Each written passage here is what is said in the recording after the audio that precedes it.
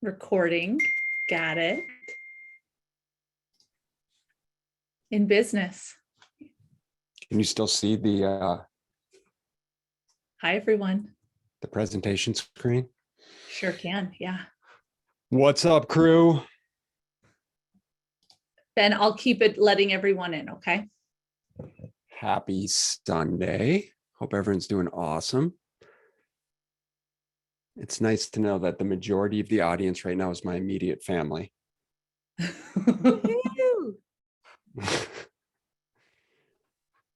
All right, people creeping on in. Here we go. We'll hang out for a couple minutes. Let me know that everyone can see me and hear me okay in the chat box. Go ahead and comment in the chat. Give me a thumbs up. Let me know where you are tuning in from. Thumbs up. Sweet.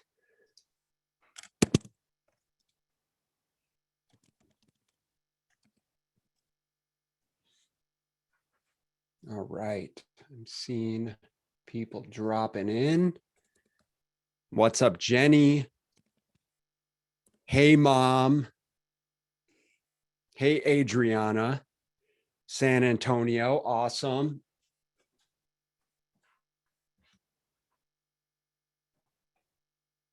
Great to have you guys here. So we're just going to hang out for another minute, make sure everyone gets in here, and then we will rock and roll. I want to make sure I respect everyone's time. I promise to make this worth your while.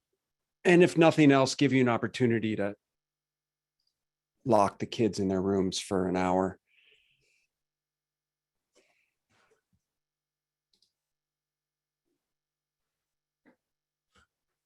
Excellent. And Christina, does it show that we're recording too? Recording. We're in business. All right. Then we will kick things off. Let's see.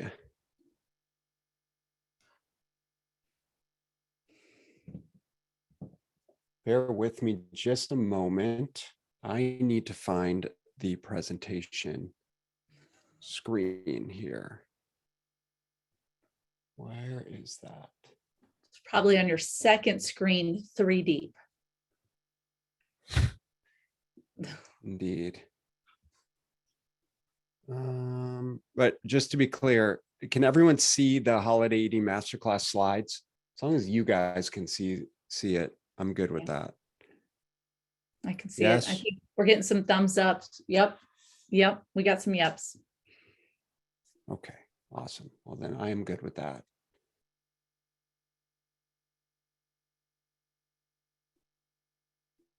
All right, you guys ready to rock and roll? Do me a favor. If this is your first time seeing me teach, if you will, say yes. Give me a yes in the comment section. If this is your first time joining us for BSL Nutrition webinar, live training in any capacity, gotcha. Adriana, Jenny, very good. Obviously, everyone else has seen us before. I know we've got some clients on the call. Awesome. Welcome. So happy to have you. Diana, welcome to the call and to this master class. All right. So today we are talking about holiday eating, 3 simple strategies to avoid the holiday weight gain. Now, I want to preface this presentation by saying my objective in this conversation is to try and make this the antithesis of the typical sound bites that we see and hear in the media around this time of year. And I'll talk obviously a lot more about that, but this is not about fasting. This is not about diet fads. This is not about swapping foods to save calories. This is about teaching you the fundamental skills and tools that you need to navigate not only the holidays, but this time of year, and frankly, just the dieting world in general, in the most effective and healthy way possible, both physically and psychologically, because that's really that's really the crux of what we do at BSL Nutrition. And so what I want you to know here is that you are not alone. And so what I'd love for you to do, and let me know in the comments section, is how many of you have gained weight over the holiday season in the past? Give me a yes in the chat box if you've gained weight over the holiday season in the past.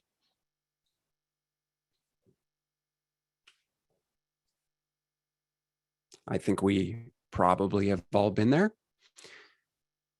And Casey, and how many of you have said, screw it during the holidays, or I will start my diet again come the new year? Again, yes, sir. Scott, I see you. Josie, yes, guilty. We've all been there. And so have you considered, and I'm sure you have you considered that the annual roller coaster of gaining and losing is simply not the best approach? I think when we go into a new year, we all usually, many of us have goals around losing a certain amount of weight, perhaps, or changing our physique, or accomplishing a myriad of things beyond just weight loss. And I know that it's not in our goals to come back to this time of year in the same position or worse than when we started.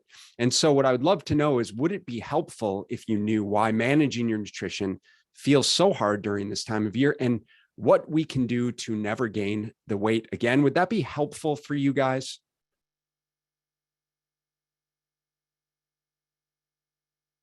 Awesome.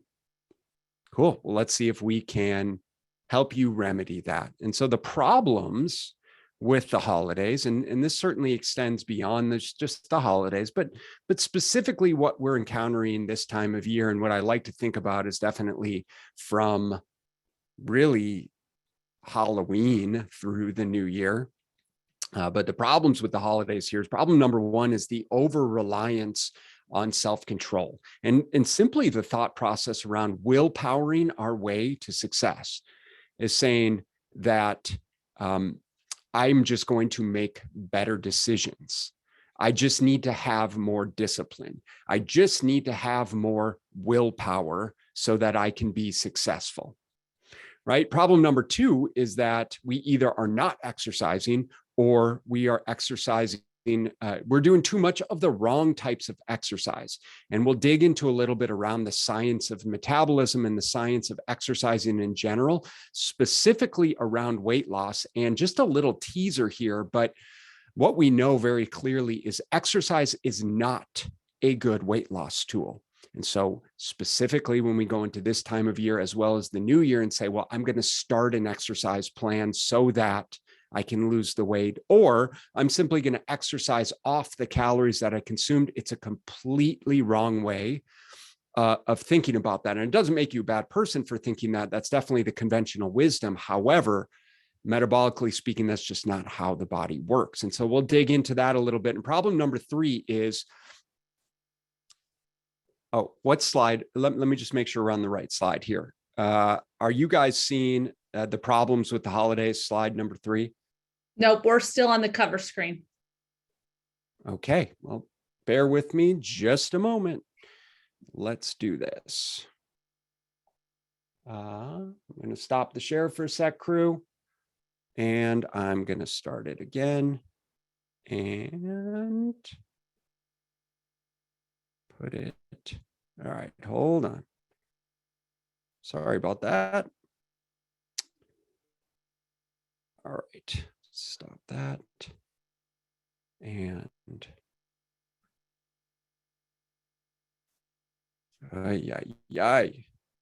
okay, present. Where's our IT guy? You said it. Just kidding. Don't have one. Okay, this should remedy the situation. Thanks for the heads up. You got it.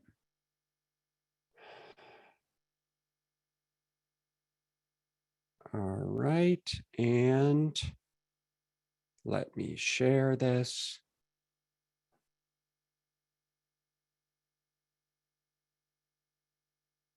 Are we good? It's coming up. Good job. Yes? Yes. Okay. Thanks for bearing with me. So as I said, the problems with the holidays here is our over-reliance on self-control.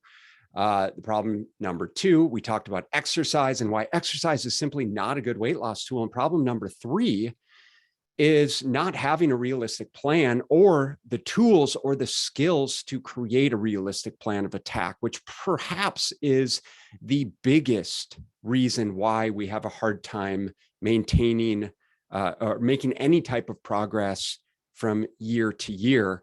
And I'll tell you that a realistic plan is not one that leverages short-term quick fix dieting methodologies. And so all of the emails and messages through media that we're seeing right now that revolve around cleansing before the holidays, or doing overly aggressive exercises, or fasting before your meal, or drinking protein shakes before the turkey dinner to fill yourself up are simply not effective solutions long-term. So we want to give you some realistic long-term tools here. So fundamental truth here is that the holidays can be an opportunity to enjoy delicious food and time with our loved ones without stressing about weight, without stressing about macros, without stressing about cheating. That's ultimately what we want to have happen. I think we all could agree with that, without having to worry about our food and our food choices, and to have the liberties and the freedom to eat what we want within reason without experiencing guilt, shame, and regret. And by understanding some basic principles, we absolutely can spend less time worrying about what to eat and more time doing what we love with whom we love. And that's absolutely what we want to help you do. And so remember that it's not just about following a plan. This isn't about the X's and O's, the macros, the calories, the dieting per se. It's about understanding your own individual needs and creating a lifestyle approach around this process. And as we often say, and for those of you that are clients on this call, you know this well, is that you are your own best nutrition detective. And so it is absolutely imperative that you figure out the ways, and we certainly can help you do that, but you figure out the ways that work best for you. So before I dive in, let me introduce myself. My name is Ben Brown. I'm the co-owner of BSL Nutrition with my lovely wife, Christina, here in the picture. And obviously you can see my beautiful family. We help highly driven men and women build a better body and create the energy to show up for their families without adding more to their already overflowing plates. I have a dual master's degree in exercise and wellness and clinical nutrition, and I've been at this game for quite some time. And in the process, helped hundreds of people, mothers and fathers, and C-suite executives and professional athletes, and consulted with professional sports teams, all help create the health freedom that they desire. But most importantly, I'm a husband, father of these 3 little ones, and consider myself to be somewhat of a fine tequila aficionado. And so that would be my alcohol of choice, in case you cared and were wondering. And so before we get started, let's make a few things pretty clear here. Is, as I said, this is not a fad diet or a quick fix dieting scheme. I have no secrets, and we have no secrets. And frankly, there are no secrets in the industry here to sell you. Only real world application and plenty of experience, plenty of results with clients in the real world that you will see. But all of that is relegated to you being committed to your success, to you being willing to do the work, for you being willing to take ownership over your actions and responsibility for your choices, because that is the name of the game. Now, we can give you the tools to help you do that, help you develop the skills to do that, but we can't do it for you. And I think that's the biggest differentiator when we talk about making long-term progress and long-term success. Now, let me tell you just a little bit about myself. Growing up, I said an athlete growing up. I'll use that athlete term a little bit loosely, but I played football in high school and I played rugby for University of Arizona in college. And I had a good amount of gut issues growing up. a lot of stomach issues that we really couldn't figure out the root cause of. And in conventional medicine couldn't really help me remedy my issues. And so in high school, I recall plenty of times just being sick with stomach pain, with IBS type issues on a number of different antacid type of medications, and feeling very frustrated about the situation, and frankly, just not knowing what to do and which direction to go.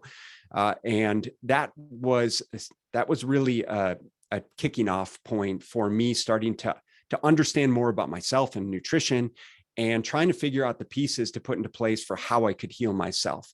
Coming up through college, through going into graduate school for exercise and wellness, continuing to study nutrition, not only on my own, but learning through colleagues, and learning through and doing endless continuing education. I started to put the pieces together, started to study more functional medicine, and eventually was able to heal my own issues through integrative medicine, through functional nutrition, through supplementation, through dietary restriction.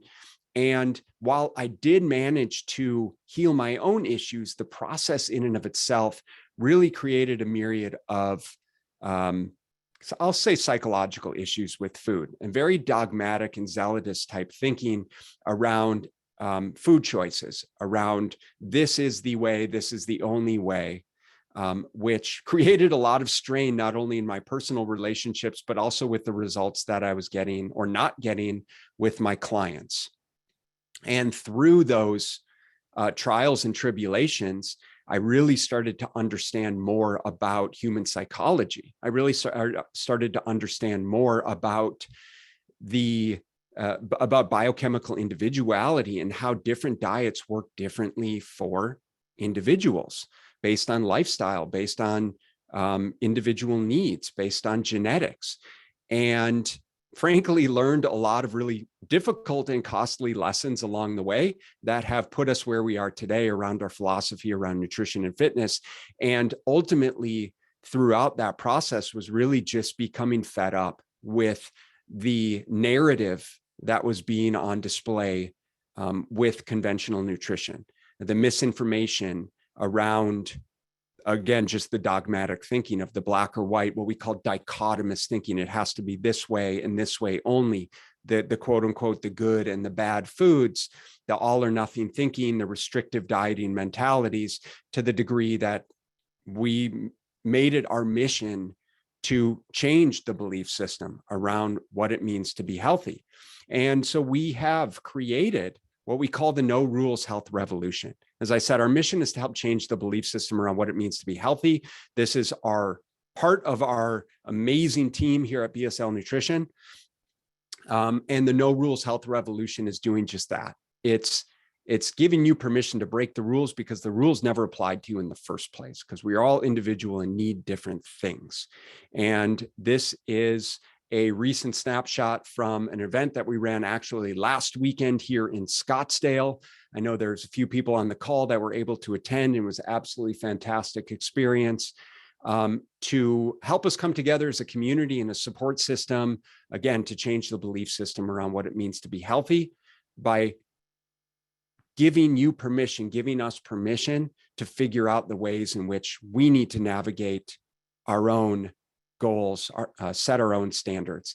And we've had a lot of success along the way. We've got hundreds of different client testimonials, before and after pictures. And I hate, to be honest with you, I don't love sharing before and after pictures, but from a social proof standpoint, I think that we need to know that we're learning from someone that knows how to get results. And what I think is most important about the before and after pictures is they truly are a representation of not just a physique change, not just a physical change, but much more comprehensively, they are a representation of a life change. They're a representation of someone literally changing as a person and becoming a different person through the process. And not only are they becoming a different person, but their entire sphere of influence, their entire community is changing through osmosis. right?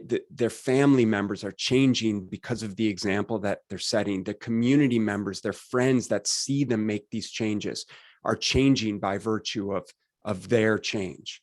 And that's really what I'm most proud of, that we're certainly most proud of through the process of helping individuals change their lives. We've got a number of different testimonials, and I'm not going to spend any time on these, but I'll share these slides after the fact and in the recording, and you guys can dig into those. But as I said, the most important thing is that these are not, these pictures are representations of the way that these individuals have changed their lives. And the fact that now they have the tools to keep these, to reinforce these changes on their own. This is not a quick 12-week snapshot of take your before picture, take your after, and you're on your own. These legitimately are changes that stand the test of time.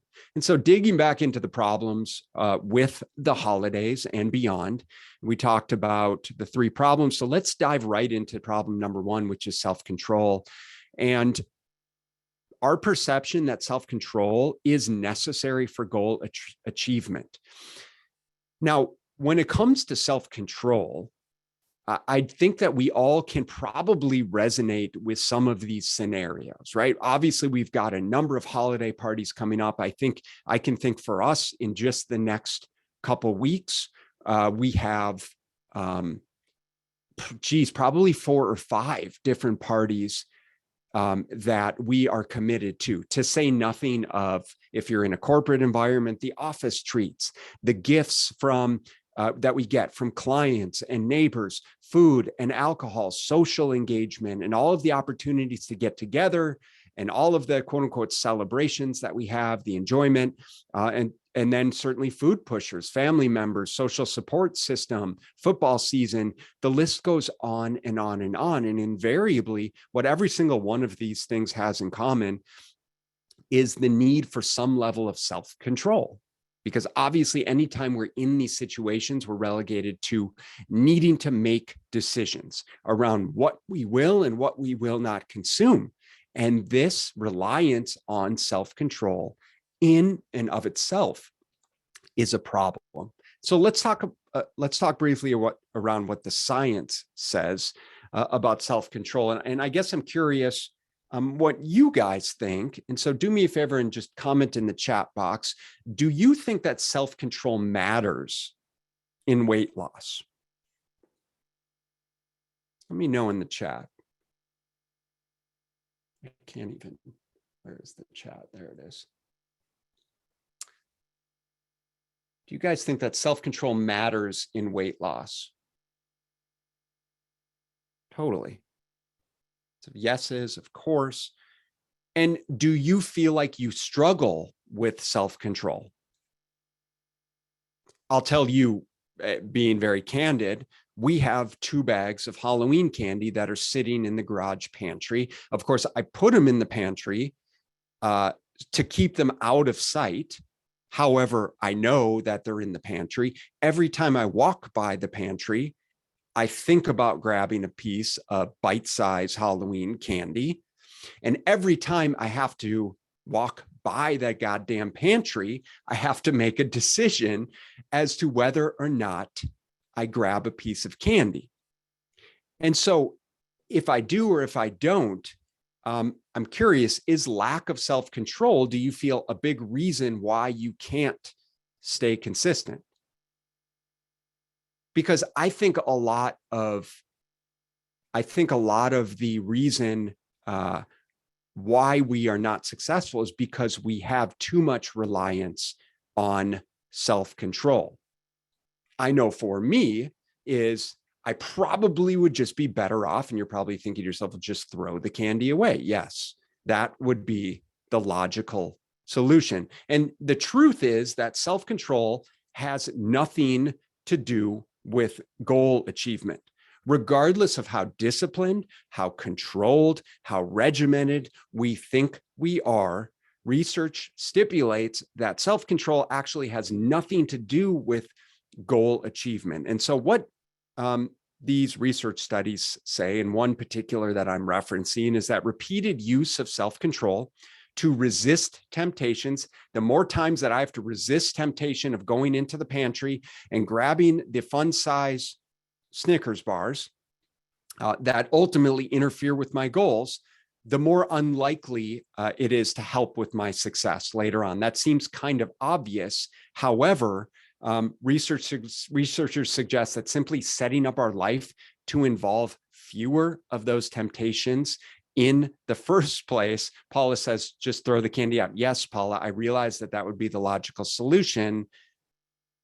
And so researchers suggest simply setting your life up to involve fewer of those temptations in the first place is going to help you be much more successful. Simply throwing the candy out so that I don't have to make those decisions every single day I walk past the pantry would lend itself to me being more successful, obviously. And so the most successful people are the ones needing to use less self-control. And I want to make this clear because I think it's important that when we at a party, for example, and we see someone who's abstaining from the pie and you say, I just wish I could be that disciplined. That's simply not really how human psychology works. And maybe it's just that they just don't like the pie, right? And so I think this is twofold. One is we need to understand that the more situations that we put ourselves in that are going to require us to practice self-control, the more slippery that slope becomes. The more likely we are, depending on the situation, to just say, screw it. Now, I'm not suggesting that you abstain completely from going to any parties, from having any alcohol, from having anything in your house that could potentially sabotage your weight loss goals, right? That wouldn't be realistic. And so what I am suggesting is that we do have a plan, a preparation and a plan in place to understand how we as individuals behave during these situations so that we can make the best decisions possible. And this all comes back to you becoming your own best nutrition detective, but simply knowing that the more exposure that we have to things that could potentially get us into trouble, well, that in and of itself is definitely going to lend itself to me making better decisions by virtue of throwing the candy out. Yes, thank you for everyone that suggested that. I realized that would be a good idea. Now, is the real problem holiday eating, or is it something else entirely? And I'd posit that it is something else entirely. Holiday eating constitutes, for all intents and purposes, 2 meals, Thanksgiving and Christmas, or Thanksgiving and a few Hanukkah meals, or whatever, a few meals here and there over this time of year. The problem is that, as I said, from October through New Year's, we've created this scenario where we have every opportunity to eat and drink by virtue of just the society and lifestyle that the society that we live in and the lifestyle that we live, right? And so it's really everything in between that is problematic for us, because what we know very clearly when it comes to calorie intake, and interestingly, when it comes to metabolism, is if it was simply 2 meals that we gorged ourselves on over a 30-day period, it would literally do nothing to long-term weight gain, in fact, our metabolism responds to these types of stressors, if you will, very favorably to an overfeeding response, to the degree that we can overfeed ourselves by thousands of calories, which we do on too often.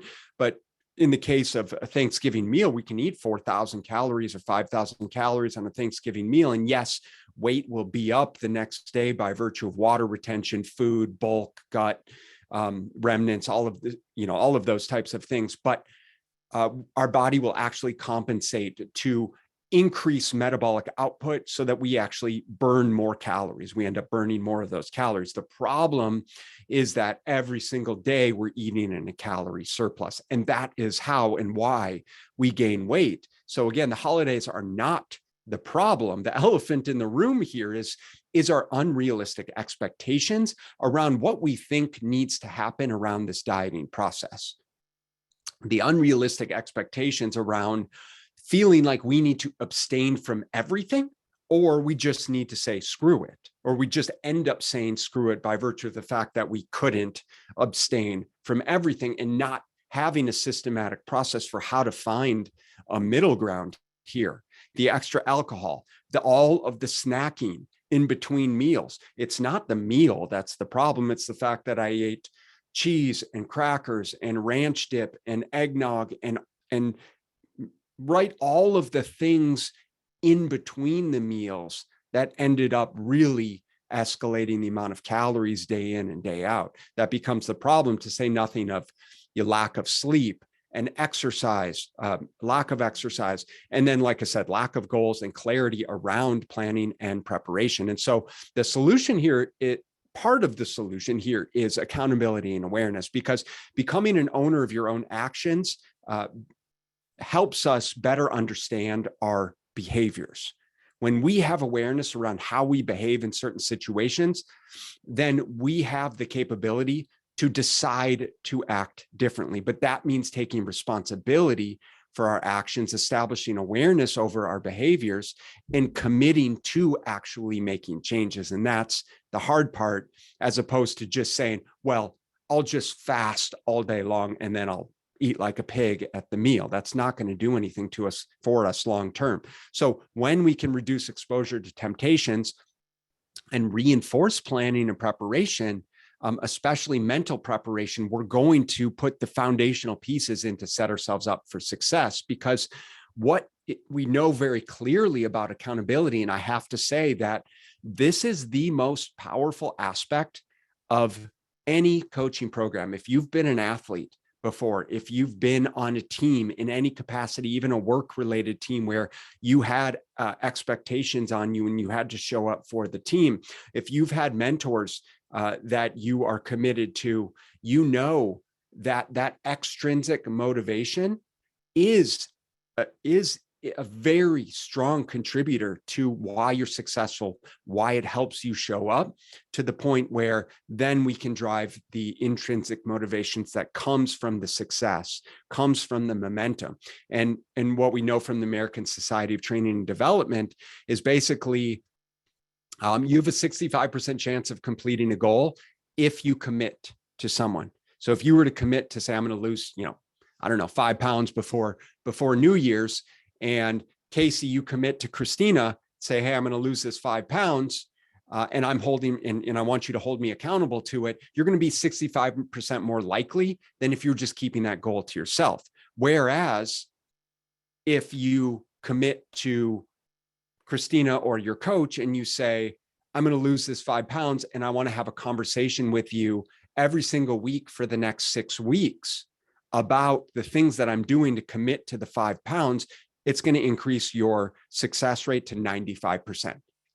And so for those of you in the coaching program, you know how big of advocates we are of you showing up to your weekly coaching calls, for you to have that support system, not only the community support, but obviously your individual coach support, because we very clearly see what the support system and the accountability does, to say nothing of the calories, the macros, the training. It's not even close to as important as you just showing up for yourself. And we continually harp on that. And so we know very clearly, based on our client results, more before and after pictures. And again, I don't love before and after pictures, but this is the product of accountability, right? This is the product of accountability, is when you show up, when you pay attention, when you do the work, results follow. And I'm not going to go into any of those very much, but each one of these remarkable humans has a story that is predicated on the commitment to the coaching program, the accountability of showing up, and every single person's journey looks very, very different, which is so interesting as I look through and I think about each of their stories. Each journey looks very, very different, but all of them are predicated on accountability, on showing up, on commitment to the program and to long-term change, and becoming their own best nutrition detective and figuring out which are the ways that work best for them to be successful. So let's dive into problem number 2, which is, as I teased out before, is exercise is not a good weight loss tool. And this is perhaps one of my favorite topics to discuss because, frankly, we have it so wrong in our in our conventional wisdom. And it really is about working out smarter, not harder. And it's the idea that we have this over-reliance on exercise as a means of losing weight, right? We think, especially, around Thanksgiving, around the holidays, we think I'm going to start running, or I'm going to do more running. I'm going to do a turkey trot. And again, nothing wrong with that if it's something you enjoy, but the idea of increasing caloric expenditure through exercise as a means to offset caloric intake is flawed based on how our metabolism works. And I'm going to keep this as simple as possible for you to understand. But one of the big problems that we get ourselves into is that line of thinking. If I burn more calories, I'll lose more weight. And it's simply not the way the body works. Boot camp classes, high intensity classes, we feel like we need to just be like a sweaty pile on the floor of not being able to move through these types of boot camp classes and what have you. And what we know very clearly, and what you can see this in this chart here, is this is a picture of essentially our resting metabolic rate and kind of the factors that contribute to caloric expenditure on a daily basis in our body. And you can see resting metabolic rate in the red here. And this is basically, if we were just laying in bed all day watching The Simpsons and not moving, that would constitute our resting metabolic rate. There's going to be a certain number of calories that we expend just from breathing and just maintaining homeostasis, just maintaining blood sugar regulation, respiratory function, blood pressure, brain function, and on and on. Then we have the thermic effect of meals. This is the calories that we consume, the calories that we utilize to break down the food that we consume. Then we have NEAT. This stands for non-exercise activity thermogenesis. And this is cool. This is like me, like when I talk, I move my hands a lot and tap my feet and kind of am very fidgety. And so these are our natural tendencies to just move kind of subconsciously. And then if you notice, exercise at the top. Now, this chart actually isn't a super accurate representation, because exercise actually constitutes much smaller than this. I don't know, this looks like maybe 10 or 15%. It's actually closer to like 5% of our daily caloric expenditure from structured exercise. So when we hit the gym, it usually makes up a very small percentage of our daily caloric expenditure. And obviously much bigger than that is our NEAT, is our resting metabolic rate. And so anything that we can do to support NEAT, to support resting metabolic rate, is going to be advantageous. Now, this is where walking comes in. This is where just generally moving more throughout the day comes in. But here's what's really important is, I said that the metabolism is a unique intrinsic mechanism, homeostatic mechanism to really work on keeping our body in balance. And one of the things that happens, especially when we aggressively exercise, is you can think about pushing the pendulum one way. Well, the metabolism essentially forces the pendulum back in the opposite direction. So when we go out and we run a 5K, and maybe we're not used to running, maybe we go do a spin class at the gym, maybe we go do high intensity boot camp style class and we expend 500 calories, and perhaps we're not used to doing something like that. One of the things that happens is our body says, well, you just expended a tremendous amount of calories, and all I care about is survival. And so what we're going to do is we're actually going to make you really hungry, so that we can make up the 500 or 1,000 calories that you just expended through that ridiculous exercise. So you get home and you're like, golly, I am starving. And you end up eating 500 calories or more than what you would have already eaten. Not only does the metabolism do that, especially as it pertains to exercise, but it also will downregulate NEAT, non-exercise activity thermogenesis. So you might go do that hard class and feel like, great, I got the day started right. I got a lot of good exercise. But then you find yourself super lethargic for the rest of the day. Maybe you're not fidgeting as much. Maybe you find yourself just sitting on the couch. Maybe you just don't even get up to use the bathroom as frequently as you would have otherwise. This is one of the subconscious metabolic controls that our body utilizes. And this perhaps is what many of us have experienced when we've been in dieting phases of keeping calories very low, keeping physical activity really high, is this compensatory effect. And this is exactly why exercise is not a good weight loss tool, is because our body's going to make up for those calories one way or the other. Now, one of the things in this study is interesting because what they did is they basically took 36 overweight participants. They put one group on exercise and calorie restriction, and they were exercising 60 minutes a day for 6 days in a row, or 6 days every week. And I think it was for 6 weeks, might be 6 weeks or so. And the other group, they just put on the same level of calorie restriction. And what they found is both groups had an equal amount of weight loss. They both lost about 10% of their body weight reduction. Now, what's important though, and I'm not saying exercise is irrelevant, exercise is very, very, very important and very, very beneficial, because there were differences in body composition change. So the group that exercised, despite the fact that they lost an equal amount of weight, the group that exercised maintained more lean muscle tissue. So they lost more body fat, they maintained more muscle mass through the process, to say nothing of all of the benefits that come from exercising and cardiovascular fitness and stress management and long-term health. And I could go on and on and on. And so that's why we absolutely want to exercise. And I'll talk to you specifically about what it is that we want to do and how we structure that with our clients. But the solution is to exercise smarter.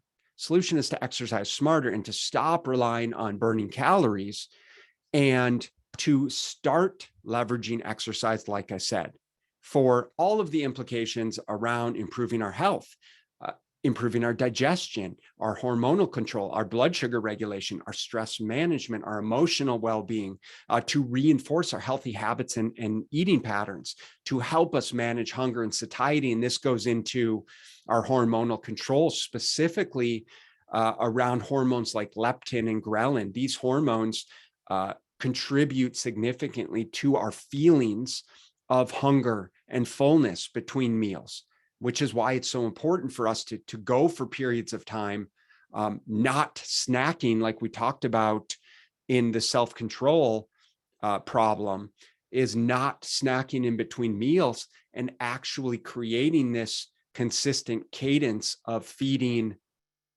fasting, if you will, between meals, so that we can have those natural hormonal rhythms.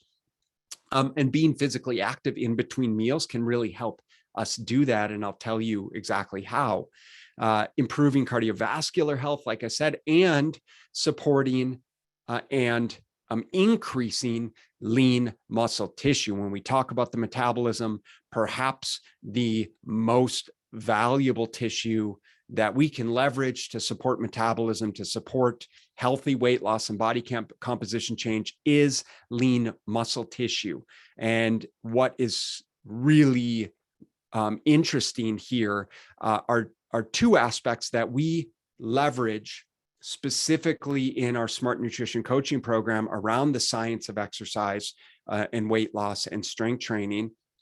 The first is walking and just accumulating enough physical activity. So one of the easy strategies that we can employ right away with respect to being physically active is just walking and just accumulating enough steps throughout the day. And it's one of those kind of non-sexy tools that we don't necessarily give credit to that is extremely powerful when it comes to improving all of the things that I just talked about.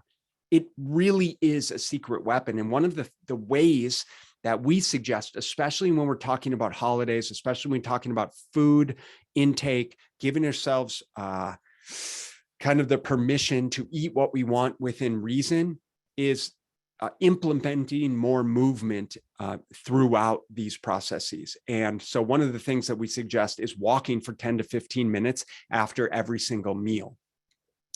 It works wonders for improving our digestion, managing blood sugar regulation. There's great research in diabetics that show that simply moving more after your meals is a fantastic way to better manage glucose, to better manage blood sugar. And kind of one of the ways I like to think about it is the more that we move, the more we sensitize our muscles and cells, muscle cells specifically, to kind of absorb nutrition, to absorb sugars. And so if you think about your muscles like one big sponge, well, the more physically active we are, the more we are in locomotion, which is why humans are meant to move.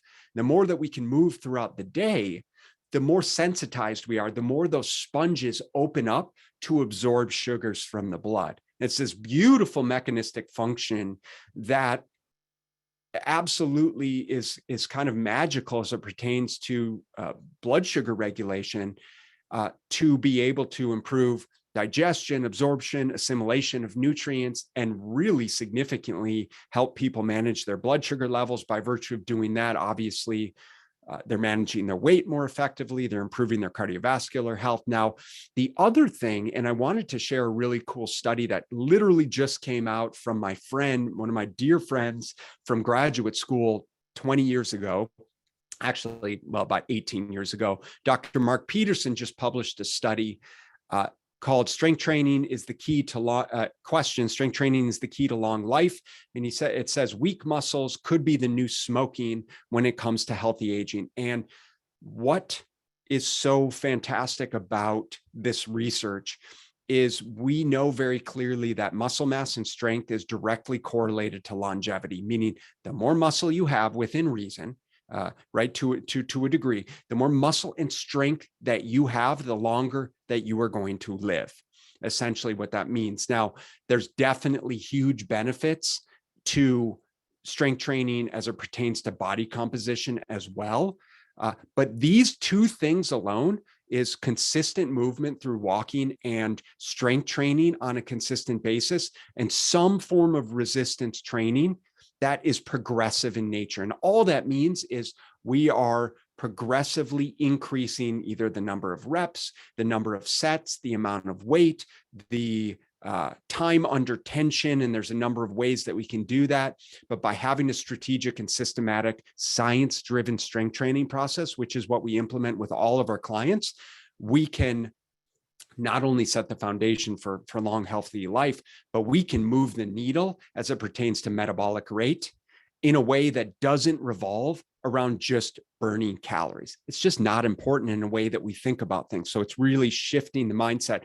And by the way, I just want to add here that, and Mark will give me credit for this, but sitting in a hotel room drinking whiskey and Cokes, probably 5 or 6 years ago, I was the one that came up with weak muscles could be the new smoking. I just wanted to drop that in here. And he did say that he credited me for that in his research study. So for all intents and purposes, I am now a published author. So there you go. Now, one of the ways that we leverage strength training and strategic exercise through this process, and one of the ways that we think about this time of year is through our nutrition seasons approach. And this is the way that we can optimally navigate these holiday times of year, where as a way to create flexibility and freedom, as a way to build the fundamental principles so that you have more flexibility and freedom. You can eat and drink what you want within reason, because we focus on the entire life cycle of a coaching program. We focus on the entire year as a strategic way of saying, here's the periods of time where we're going to focus on dieting. here's the periods of time where we're going to focus on metabolic restoration and making sure that you're implementing the fundamental nutrition principles, the fundamental strength training principles. Here's when we're going to focus on maintenance, like coming up into the holidays, because the last thing that we're going to do this time of year is diet someone down and create an unnecessary level of restriction, because I think we all can agree it's just not necessary. And then perhaps a performance phase. So we've got a number of different phases that we can toggle between. And the way that we toggle between them has to do specifically with the amount of food that we're consuming and the type, intensity, and duration of the exercise that we're prescribing. And so by virtue of manipulating the variables around calorie intake and exercise input and output, as well as just generalized movement like walking, we can create a number of different responses in the body, which is so awesome to see, specifically because it means that we don't have to just be relegated to dieting someone in perpetuity. You don't just show up and we say, okay, here's your arbitrary calorie number, and you're going to start doing 60 minutes of cardio 7 days a week in addition to strength training. Go, right? We need to understand, obviously, who you are, biochemical individuality, what are your existing habits, what's your readiness for change, what's your commitment level, what are you willing to commit to right out of the gate? Do you have any injuries? So that by virtue of understanding, and I'll talk a little bit more about this in a second, by virtue of this discovery period, we can really build the roadmap. We can build the roadmap for how we're going to navigate all of the life bumps and the undulations that are going to come throughout the course of this next year and beyond, because those are tools and skills that you're going to need to develop that don't just revolve around, well, just don't eat earlier on in the day so you can enjoy your turkey dinner. That's dumb. Like you have unconditional permission to eat what you want whenever you want, because you're an adult and you can own your decisions. Just like Bridget has been with us. In fact, Bridget is actually on her own now, but Bridget was a client of ours for about 2 years. Bridget lost probably about 55 to 60 pounds over the course of, she lost most of it, frankly, in the first year, which is where we really started to implement the nutrition seasons approach and helped her build a tremendous amount of lean muscle tissue. She embraced the strength training process and really just she made so much tremendous benefit from knowing that there were times of the year when she didn't have to be relegated to dieting, and times of the year when it fit with her schedule to be a little more restrictive because she wanted to focus on a little more fat loss. And that's what we want for you guys. And that's how we structure times like these with our clients. Greg's another great example of someone who lost about 50 pounds in his first year working with us. Greg was a long distance runner. Prior to joining us, he had been off from running for a period of time. And when he started with us, we helped teach him some of the fundamentals of strength training, in addition to him ramping back up his running and creating some structure around his nutrition. Obviously, you can see Greg experienced fantastic results and continues to reinforce those results on his own every single day. So problem number 3 here, and we'll wrap it up here, and I want to have you guys out very shortly, but is fail to plan to fail. And this is learning how to establish a plan for success. So what's really going on here, as I said, is it's 2 days that have turned into 2 months of unrestricted calorie intake, because the average American gains 1 to 2 pounds every single year and doesn't lose that ever again. And so obviously over a 10-year period, that can be 10 to 20 pounds that you've gained. But we're stuck in this mindset of fear of missing out, of I want to be able to have all of the things. And that in and of itself is the problem, because you need to have permission to have all of the things anyways. And that's the biggest misconception about weight loss and dieting in general. This is part of our no rules health revolution, is if you love pumpkin pie, then eat pumpkin pie. You don't have to save it for that one day of the year where you eat all of the pumpkin pie, right? It's the same thing with all of these foods, to the degree that for so many of our clients, these holidays are not a big deal in any capacity. Most people are perfectly fine with one meal. Perhaps they eat a little bit more than they normally would, or try a lot of different things, but it's just another meal because they know psychologically they have permission to eat whatever the hell they want, whenever they want. And by virtue of thinking that way, then it never becomes a situation where I'm going to eat all of it because this is my one chance. I hope you guys are seeing the mindset shift there. So what's the real cost of eating and drinking as much as you want, only to start again after the new year? We need to figure out what it is that we really want and get rid of this all or nothing thinking, the complete avoidance of something, of I can't have pie, I can't have ice cream, I can never eat these things. And then the one day that I make it acceptable, I eat all of it and continue to eat all of the things because I said, screw it. Right. And that's usually the cycle that we're lost in. And there's a big difference between completely avoiding social gatherings, the whole self-control idea, or, God forbid, like, bringing your own macro-friendly foods, and the difference between throwing caution to the wind and just hoping for the best. Well, I'll go and I'll just try my best. I have to do better this time, right? You have a choice when it comes to this. It just comes down to what your goals are and how aggressive you want to be with them. So with those is, do we aggressively push forward? Is weight loss continuing to be a goal for you? I hope you guys can resonate with the, what movie was this? The Notebook? I vividly remember that scene and the trauma that came from watching that movie. Thanks, Christina.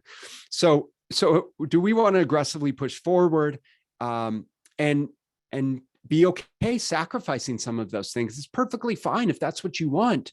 Or do we want to focus more on maintenance, and the flexibility and freedom to have what we want within reason? That's totally up to you. So here's the way that we approach some of these things: is what is the overall goal here? And let's define the standards for the week and what is acceptable in terms of weight, what's acceptable in terms of perhaps the number of parties that we commit to, what's acceptable in terms of who I'm hanging around with, when is the event. We need to get clarity on some of these things. And we need to put the effort in towards specific actions instead of just showing up and I'm going to try my hardest, I'm going to do my best, I'm just going to do better. These super nebulous actions and words that don't mean anything at the end of the day. But by virtue of setting standards and getting specific around having a plan in place, knowing how much you're going to eat, and if there's anything that may be a big temptation, practicing and experiencing that situation. What are the conversations that you're going to have? What do you expect to have happen when you are surrounded by old friends, family members? What are your typical behaviors? This is part of you becoming your own best nutrition detective, of understanding this is the way that I typically would behave in these scenarios, in these situations. And here's how I can change those pre-existing behaviors by either not putting myself in that situation or committing to something completely different and then reinforcing it and building skills by virtue of taking action. These are the things that we work on directly with clients, of walking through these things. Otherwise, you can't rely on self-control, as I alluded to. But effective planning is not the tricks around intermittent fasting. Again, there's nothing wrong with intermittent fasting, but I can't tell you how many articles I perused in putting this content together that said, just don't eat before your Thanksgiving meal. Well, I suppose that's one way of managing your calories, but wouldn't it be more reasonable to just say, if you're going to eat more calories on that one day, just be okay with that and move on with your life, right? Versus trying to trick your body or trick your psychology. It doesn't work like that. Or reduce carbs before pigging out, or do intense workouts before gorging. What if you're okay just not gorging in the first place? Or drinking a protein shake, or taking fat burning supplements, on and on and on. One of the things that we work specifically with clients around is the law of diminishing returns, specifically around food, of the idea that there always is a tipping point of when the food ceases to continue to provide enjoyment and helping you identify with what specific, like when do we hit that tipping point? I'm eating, I'm enjoying myself, I'm taking my time, I'm enjoying my company, right? At what point do we hit the pinnacle of enjoyment and volume of food consumed? And at what point does it start to be, I'm just eating for the sake of eating because I don't know when I'm going to eat this again. I don't know when I'm going to eat another piece of pie. I'll just finish my plate and start again on Monday, right? The psychology around food restriction. So there's always a tipping point. And that's one of the things that we work, one of the tools that we implement with our clients. The key here, again, is becoming your own best nutrition detective, just like we did with Emily. Emily lost 100 pounds in our time together. And one of the things that was really fun with Emily was that she came right out of the gate and said, I will not give up my alcohol. I will not give up my chicken tenders, and I will not eat vegetables. Right. And so for her, it really was this massive mindset shift that she stipulated here in this little testimonial. But for her to give herself grace, for her to give herself permission to continue to eat the things that she enjoys while we found ways to help her better manage her calorie intake. Instead of saying, you have to do it this one way, you can never overeat, you have to be to eat this calorie load, you can only eat these macros, you can never drink alcohol. Clearly, for someone like Emily, that never would have worked. And what I want you to understand from this is that this is a situation where we leverage our Smart Nutrition Coaching Program and our Pure Science Proven Results process to figure out the way that works best for you, or in Emily's particular case, for her. And so our Smart Nutrition Coaching Program is really the combination of, and this is what I've developed over the last 20 years, but it's the combination of the science of real world data, the psychology, behavior change, the art, and the combination of the art of coaching. Because I think, and I hope what you're starting to hear here is it's not about tactics and tricks. It's about changing the belief system around what it means to be healthy. It's about changing our psychology around how we navigate food in a realistic way and developing the skills to be able to do that consistently, efficiently, and effectively for the long term. And that's how we teach you to do that through our Pure Science Proven Results process. This is our strategic, scientific, like I said, driven process that we leverage through 4 specific phases. Now we have the discovery phase, metabolic restoration, fat loss acceleration, and lifestyle integration. And in the discovery phase, like I was explaining, this is really just us understanding you. What are you currently doing? What do you enjoy doing? What do you not enjoy doing? How motivated are you? What's your commitment to change? And once we have an understanding around those things, then we can kind of plot out what the roadmap is going to look like so that we can put you in the best possible position to support your metabolism through metabolic restoration. As we talked about the importance of the metabolism and how nuanced it is, and how driven the metabolism is to support homeostasis. So much so that we want to make sure we're putting you in a position that you can get the leanest, the healthiest, the strongest, but also have the most autonomy, control, clarity, and confidence around how to implement this process and how to not have to diet in perpetuity, how to not have to be stuck doing ridiculous boot camp style classes, and how to go through all the ebbs and flows of our nutritional seasons.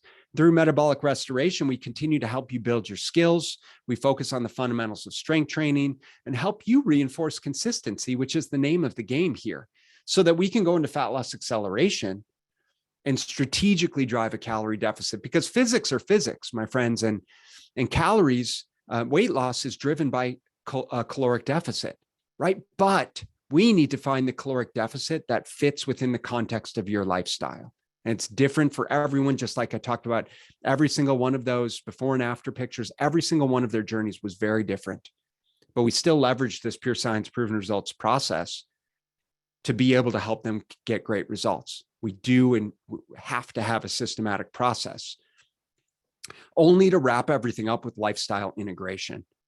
This is our nutrition seasons that I've shared with you, so that we can make sure that we're building the best possible foundation for you and giving you the tools and the skills to be able to be the adult that you are and the owner of your results, and have you walking away from the program, if you ever choose to walk away, in a position where you know with full clarity and confidence that you have exactly what you need to continue to be successful.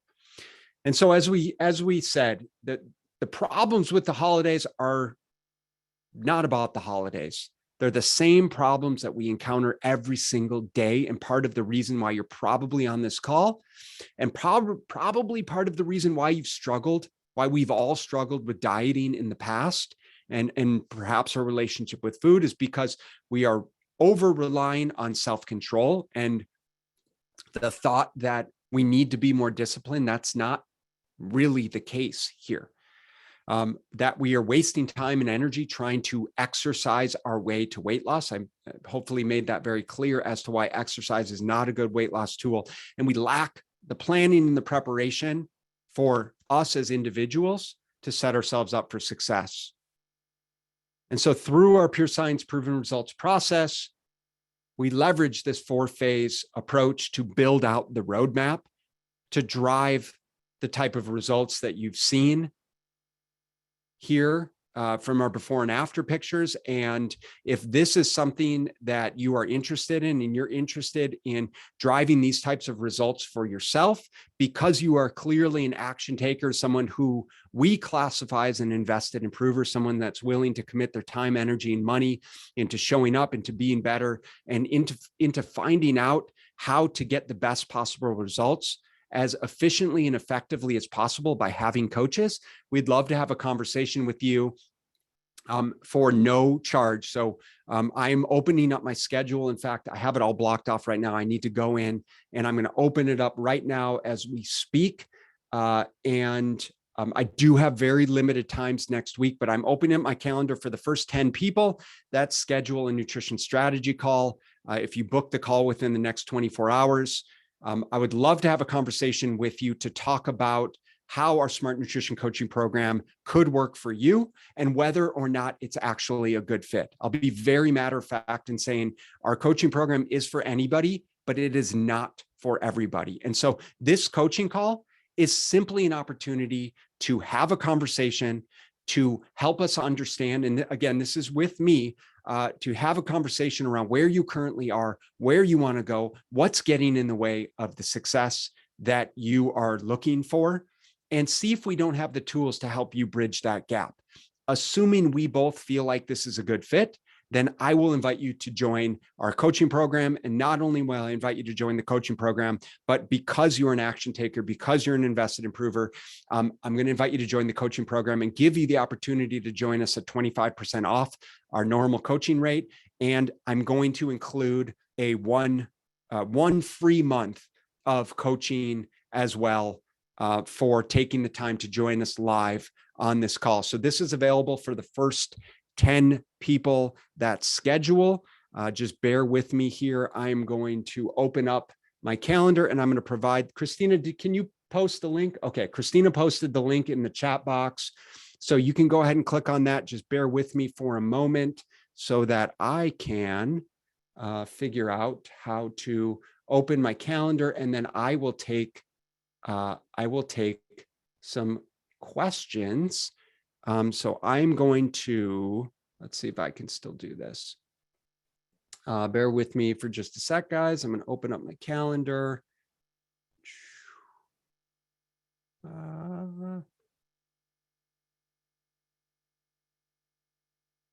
And so that you guys can book calls. If you have any questions, do me a favor and post those in the chat so that I can answer those. And I am just deleting my schedule blocks. Again, so this week is absolutely crazy, but I am more than happy to open up my calendar for some conversations. to see if our coaching program is a good fit. But with that said, I legitimately do have very limited availability. And so if you feel like this program might be for you and you're serious about making change, then I would strongly encourage you to book a call as soon as possible. I went ahead and opened up the calendar, so you can go ahead and check out the calendar link. If nothing shows up, just refresh your screen. With that said, I'd be happy to hang out for a couple minutes and answer any questions. And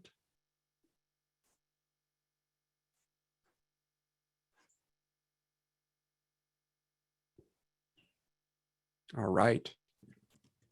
We'll go ahead and copy that scheduling link that's in the chat box. Let's stop the share here. I want to thank everyone so much for taking the time out of your Sunday to join us here. I hope this has been helpful for you and educational. If you have any questions whatsoever, you have my email. So please just shoot me an email and let me know how we can support you. Hopefully I'll see a couple of you on a call this week so we can talk about if and how we can work together. And I appreciate you. I hope you have a wonderful short rest of your weekend. And if I don't talk to you, I hope you have a wonderful holiday season. Thank you very much for your time. I will talk to you soon.